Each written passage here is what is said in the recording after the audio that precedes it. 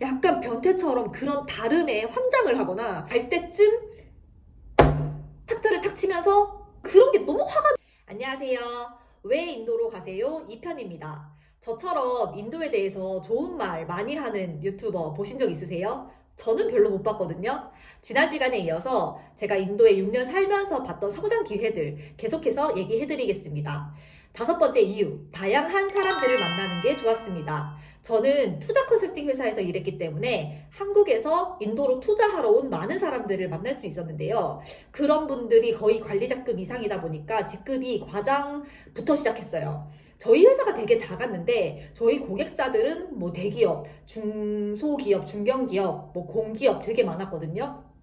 그분들이 어떻게 말하고 어떻게 미팅 자리에서 매너를 보이고 그리고 본사랑은 어떻게 커뮤니케이션을 하고, 예를 들어서 이제 본사에서는 인도를 직접 경험하지 않았기 때문에 주재원이 하는 말이 좀 다 뻥 같을 때도 있고 좀 되게 상황을 이해를 하기가 좀 어렵잖아요. 근데 그걸 어떻게 말이 안 되는 상황을 어떻게 말이 되게 풀어가는지 이게 되게 어려운 거잖아요. 이런 걸 되게 보면서 많이 배울 수가 있었는데요.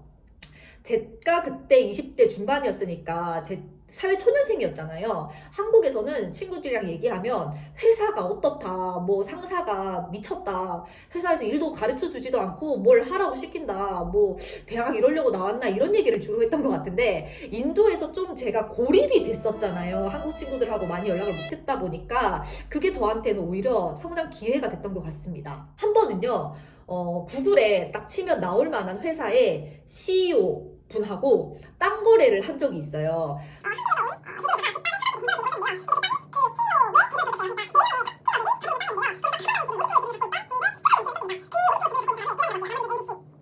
되게 재밌었던 게 그 4명의 주인들의 미팅에서의 역할과 컨셉이 되게 다양하더라고요. 일단 A는 친절하고 설명을 잘 해주는 사람, 그리고 B는 중간중간에 팩트체크를 해주는 역할, 냉정하게. 그리고 C는 약간 방관하면서 좀 과자 먹으면서 약간 사람들 동태를 살피는, 얼굴을 살피는 그런 역할. 그리고 그 대장이 좀 대박이었어요. 되게 온화하고 착한 미소를 지으면서 아무 말도 안 하고 되게 말수가 없었는데, 미팅이 약간 좀 정점에 달할 때 가격이 약간 이렇게 될 것이다라고 갈 때쯤 탁자를 탁 치면서 완전 새로운 정보를 딱 꺼내는 거예요. 그러면서 정부에서 이런 발표를 했네? 그러고 아무 말도 안 하고 그냥 자리를 나가버리는 거예요. 되게 거기 있는 수많은 사람들, 한국에서 오신 부서장님, 부장님, 뭐 회계사, 인도 직원들 뻥져가지고 뭐지? 뭐 하자는 거지? 뭐 미팅 없자는 건가? 우리 한국 가야 되나? 회사에 뭐라 그러지? 약간 이랬었거든요. 하버드 협상 전략이라는 책에 봤을 때 그런 반전을 주는, 새로운 정보로 반전을 주는 게 되게 먹히는 스킬이라고 하더라고요. 그래서 제가 그 자리에 있으면서 되게 그 책의 실제 사례를 보는 그런 느낌이었는데요. 근데 결국 그 미팅이 잘 안 됐어요. 그렇게 머리가 좋으신 분들 있잖아요. 막 그런 분들보다 그냥 진솔하고 솔직하게. 6번째, 고정관념이 깨진 것이 좋았습니다. 저에게 인도 생활에서 얻은 가장 큰 깨달음이 무엇이냐라고 물어본다면 고정관념이 깨진 것이라고 대답할 거예요. 저는 제 인성의 변화가 그 고정관념이 깨지기 전후로 나뉜다고 생각하거든요. 그 전에는 삶이 너무 괴로웠습니다. 도대체 저들은 왜 그러는가? 전생에 나와 무슨 악연이었나? 정말 내가 뭘 그렇게 잘못했는가, 약간 그런 생각 때문에 미쳐버리는 줄 알았는데요.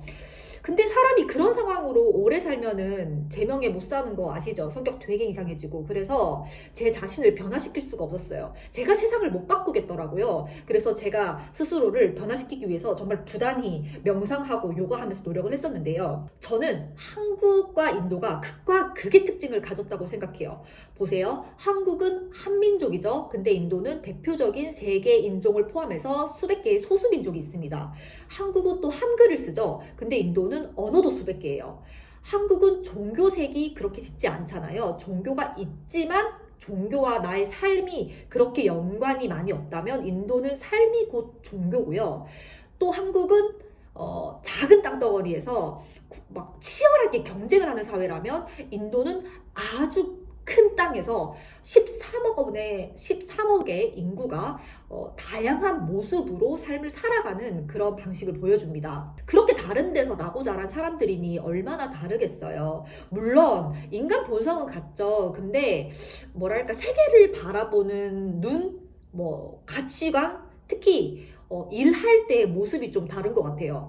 우리나라처럼 이렇게 컴퓨터 교육이라든지 예를 들어서 이런 것들을 잘 받지 못하다 보니까 문서 작업에 굉장히 취약하고, 개발도상국에서 사는 사람들은 환경이 열악하다 보니까 그냥 일을 넘기려고 하지 그 완성도를 막 100%까지 끌어올리려고 하는 경향이 좀 떨어지는 것 같습니다. 그건 이게 일반화는 아니고요. 그런 경우가 많다는 거예요. 잠깐 딴 얘기를 하자면 한국에서 인도 오신 분들 중에 그것 반응 또한 극과 극이에요. 인도를 엄청 싫어하거나 또 엄청 좋아해요. 그냥은 없는 것 같아요.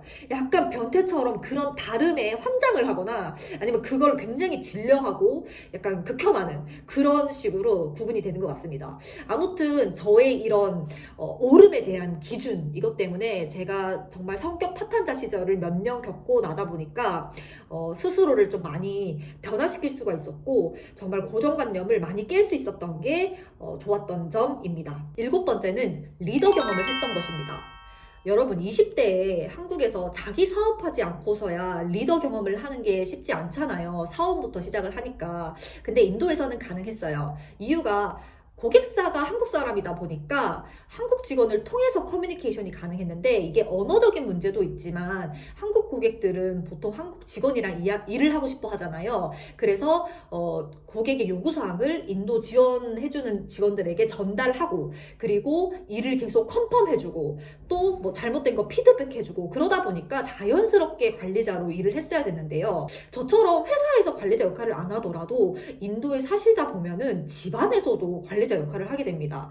인도에는 서비스직에 종사하는 분들이 너무 많아요. 그리고 그분들의 인건비가 굉장히 저렴하다 보니까 가정부라든지 기사, 요리사, 베이비시터 이런 분들이 많아요. 그런 분들한테도 일을 결국에 시키는 게 그 집안 사람들이잖아요. 그래서 자연스럽게 집 안과 밖에서 일을 시키는 능력을 자꾸 기르게 돼요. 이 리더 경험을 하면서 제가 참 좋았던 게, 되게 제가 저밖에 모르는 이기적인 사람이었는데 다른 사람의 입장에서 생각하는 능력을 많이 키우게 됐던 것 같아요. 그래서 인도에서 되게 다양한 사람들한테 일을 시키고 이렇게 교류를 하다 보니까 참 공감 능력이 많이 향상이 됐던 게 좋았습니다. 마지막은 진입장벽이 높은 것이 좋았습니다. 인도가 누구나 가고 싶어하는 그런 꿈의 나라는 아니잖아요. 오히려 누구나 가기 싫어하는 그런 나라인데요.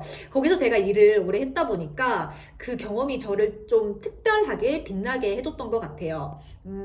이게 진입장벽이 높다는 게 그만큼 그 진입장벽을 높이는 데는 힘들어요. 내 자신과의 싸움을 해야 되니까 항상 인내심을 기르는 연습을 하고 막 감정 컨트롤하는 연습을 하고 그랬던 것 같은데, 대신에 그 타인과의 경쟁에서는 그래도 비교적 자유로웠거든요.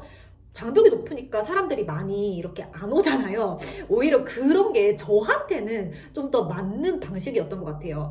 아무튼 그 경험들로 제가 그래도 좀 인정을 받았으니까 저는 참 인도를 가서 일을 했던 게 제 인생에서 잘한 결정이었다고 생각을 하고요. 그래서 마지막 이유로 넣어보았습니다. 오늘 영상은 여기까지입니다. 다음 영상에서는 더욱더 알찬 내용으로 찾아뵐게요. 구독과 좋아요 잊지 마세요. 안녕!